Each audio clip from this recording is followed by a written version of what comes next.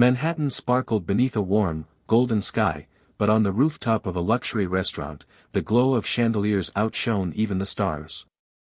Inside, where laughter mingled with the clinking of wine glasses, Ethan Cole, a single father and waiter, carried on with his shift, exhausted, but determined. His black apron was slightly worn, and his shoes had seen better days, but his posture was proud. Because miles away, in a modest apartment in the Bronx, his daughter Lila, age 7, was waiting. Lila had cerebral palsy. She couldn't walk, had difficulty speaking, and needed constant care. Her mother had died giving birth to her. Since then, Ethan had worked day and night, 3 jobs, no vacations, no weekends. Just him and Lila, fighting every day with hope and love. Tonight, he hadn't wanted to come to work. Lila's doctor had called earlier with concerning test results. But rent was due. Her next MRI wasn't covered. So he came. Smiling on the outside. Breaking on the inside. Ethan carefully approached the VIP table.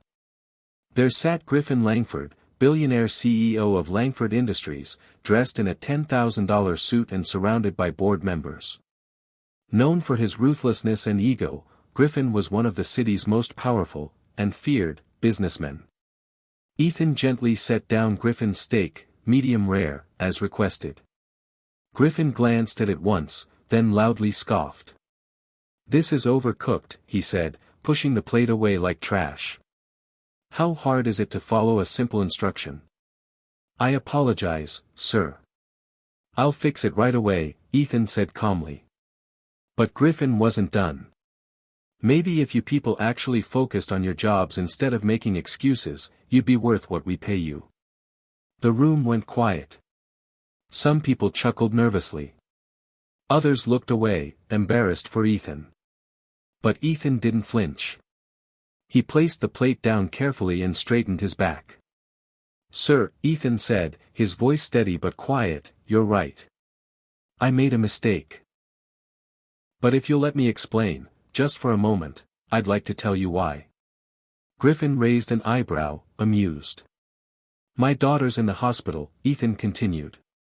"She has cerebral palsy. She can't walk, talk properly, or feed herself. Her medical bills are piling up. Her MRI is next week, and I can't afford to miss a shift." He swallowed hard. "I didn't mess up your steak out of laziness. I messed up because 10 minutes ago, her doctor called to say her condition may be worsening. And I walked back onto this floor pretending everything was fine. You could hear a pin drop. I don't need sympathy," he added, "just a little respect. Sometimes, the people you look down on are fighting wars you can't even imagine." The board members lowered their eyes. A woman at another table wiped away tears. Even Griffin stood speechless. From the back of the restaurant came a slow, respectful clap. A well-dressed woman walked toward them, elegant, graceful, and with warm, observant eyes. "I'm Dr. Isabel Mendez," she said gently. "I run a pediatric neurological center in Brooklyn. Bring your daughter to me. Full treatment, therapy, equipment, no charge. She deserves it." Ethan blinked, stunned. Another diner stood up. "I run a non-profit for single parents. I'd like to fund your daughter's education." And then another, "I'm a journalist with the Times. People need to hear your story." Even Griffin, visibly shaken, approached Ethan with his black credit card. "Put everyone's dinner on me," he muttered. "And take tomorrow off." Ethan looked at the card, then gave it back. "I don't want your money, sir. Just your respect." The room erupted in applause. A few days later, Ethan arrived at Dr. Mendez's clinic with Lila. As he signed in at the front desk, a woman entered from the other hallway, pausing the moment she saw him. Her name was Emma Langford. Griffin Langford's younger sister. Her eyes widened. So did Ethan's. They had history. Years ago, back in college, Emma and Ethan had fallen in love.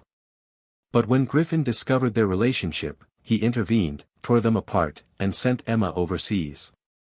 No explanation. No goodbye. Now, years later, they stood face to face again, only now, with a daughter in a wheelchair between them and years of pain in their hearts. "Ethan," Emma said softly. He nodded, his voice almost cracking. "Emma." She knelt beside Lila, tears filling her eyes. "She's beautiful," she whispered. "I'm so sorry I wasn't there. I never stopped thinking about you." And Ethan, for the first time in years, allowed himself to feel again, not just exhaustion or duty, but the ache of lost love, and the faint glow of hope. That evening, Emma stormed into her brother Griffin's penthouse. "Do you remember Ethan Cole?" she demanded. "The waiter? The man you forced me to leave? The father of that little girl you humiliated?" Griffin froze. Emma's voice broke. "You destroyed something real between us back then. And now, you're still hurting good people. But this time, the world saw you for what you are." Griffin's face went pale. The empire he built suddenly felt small. Emma walked out with one last line, "I couldn't stop you then. But I won't be silent anymore." In the following weeks, Emma and Ethan began to talk again, slowly, tenderly, cautiously. And then, together, they launched the Dignity Project, a non-profit offering therapy, education, legal aid, and financial support to struggling single parents and working-class heroes. Within a year, the Dignity Project had helped over 5,000 families across the country. Lila became the face of the campaign, her shy smile and brave eyes touching millions. Griffin, publicly humbled, stepped down from several board positions and began quietly donating to the cause, a silent acknowledgement of the man he once tried to crush. On the night of the Dignity Project's first gala, Ethan stood on stage with Lila by his side, now able to stand for a few seconds on her own. He looked out at a sea of people who believed in kindness, in dignity, in fighting for one another. And then he spoke. "I once thought being a single father made me weak. But it didn't.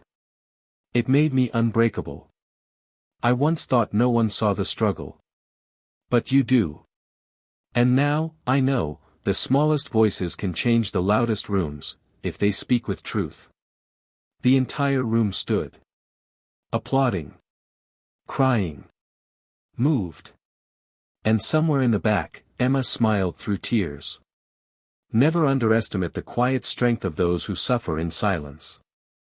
Sometimes, the people serving you your meal carry the world on their shoulders. And sometimes, the truth from the humblest lips can transform even the most arrogant hearts. Respect costs nothing, but its power is priceless.